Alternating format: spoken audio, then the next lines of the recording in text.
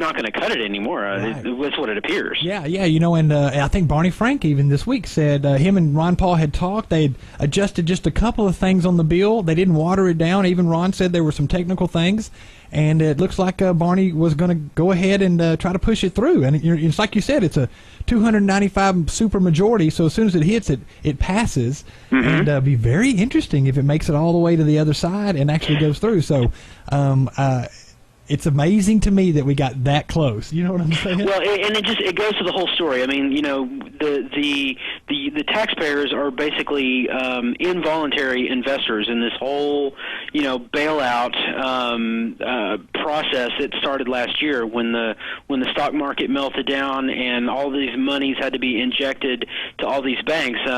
Any other investor in the world would have every right to demand a comprehensive list of all of the banks, all of their assets, all their liabilities, and yet we continue to get nothing but conjecture. And the thing I think that's dangerous is that the more time that goes by where this is out there, they're just not going to be able to make it go away. That's the thing about it. They're not going to be able to make this story go away without coming forward. And it maybe what they're wanting to avoid is everybody finding out what's going on in the kitchen inside of the Fed, because there may not be, we may not like what's going on. It may disrupt a lot of things. Who knows? I mean, there's so much swirling around on the internet about what it is that they're really doing, and the only argument that the Federal Reserve has made thus far has been that, well, we don't want to unfairly stigmatize banks or financial institutions, because if it was to be made public that they received bailout funds, that could harm them, or that their competitors could unfairly use them. Well, that is what's called competition. Right. When your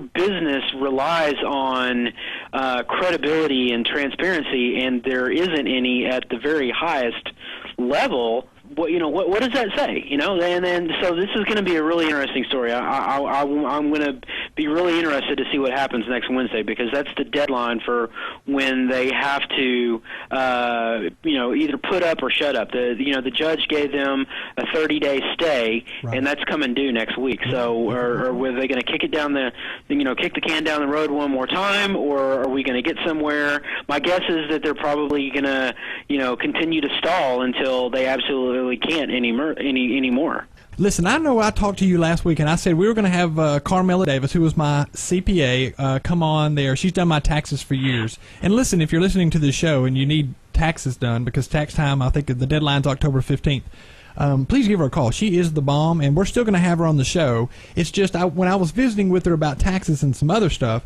she brought some information to light that I just never thought about before. And I know I briefly talked to you about it last week, and I tried to do my homework this week. And here's what I'm alluding to, Jared, and that is she had mentioned that the deadline for the taxes of 2008 has been extended to October 15th of this year.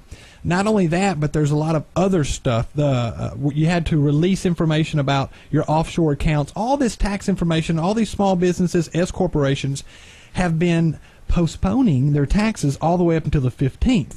And she kind of led me to believe, from listening to her, that possibly there's going to be a huge wave of people that are going to be filing bankruptcy because they just don't have the money. Mm-hmm. They've been pushing it off and pushing it off. And I want to read you something and I didn't want to have her on the show because I didn't want to have her involved in all that. I feel like we're on the edge of a breaking story here, Jared, because I looked on YouTube, I looked on the internet, I can't find anyone that even says anything about the October 15th deadline, other than, accountants that are saying, hey, come to me and I can help you with that. However, I want to read something real fast to you. This is from IRS.gov. This is the Internal Revenue Service's own website.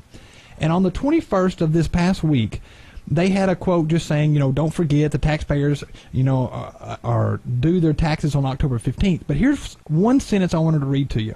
It said, IRS officials decided to extend this deadline after receiving repeated requests from tax practitioners and attorneys around the country following an influx of taxpayer requests. Basically, they're trying to say that tons of people, just like she was saying, around the country, from CPAs, the tax practitioners, and attorneys, were begging the government, please give us a little bit more time. Well, that time is up in about 2.5 weeks, Jared. And my fear is that she was right. Now, did you? I know we just briefly talked about it. Did you do any homework yourself? Is she on the money here with something, or are we about to be enlightened to a situation that really no one is talking about, or is she just off the It would seem so. It would seem so. I'll tell you, just anecdotally, I have a couple of clients that have told me that their businesses are going to be set back considerably because they do business with other small independent manufacturers. Or one example, have a colleague who's in the telecommunications business, and what they do is they install telecommunication equipment. And now their customers are other small, medium-sized businesses, as well as the people that they buy from are also small businesses. Well, one of the things that he was telling me the other day is that two people that owe him a not insignificant amount of money are going to be going belly up here pretty soon, and the reason being is because of their taxes, because they didn't they took a couple of extensions. They were hoping that this year would be a turnaround, that didn't turn out to be that way, and so their only option now is to liquidate, and so that's what they're going to do. And then I called around to a couple of accountants that I'm friends with, and posed the question to them as well too. And as it turns out, there are a fair number of small businesses who are going to have to seek some kind of bankruptcy protection because they took one too many extensions. They bet on a recovery in their business that didn't materialize, and so they have this tax bill that they can't cover without selling out and shutting down their business, and that's what they're going to have to do. And now what was told to me was that that after that date comes and goes, it might be something that sort of kind of builds and gathers steam over the rest of this year. But what I was told is that bankruptcy attorneys are not going to be hurting for work. Wow. That's what it was described to me. And listen, here's the thing, this is news that is not out there. I mean, really, I have tried to do my homework this week to find anyone talking about it, and I find it ironic that here's a little show in Tyler, Texas, and me and you, Jared, seem to be breaking news out there that no one is thinking about, and that is this tax deadline is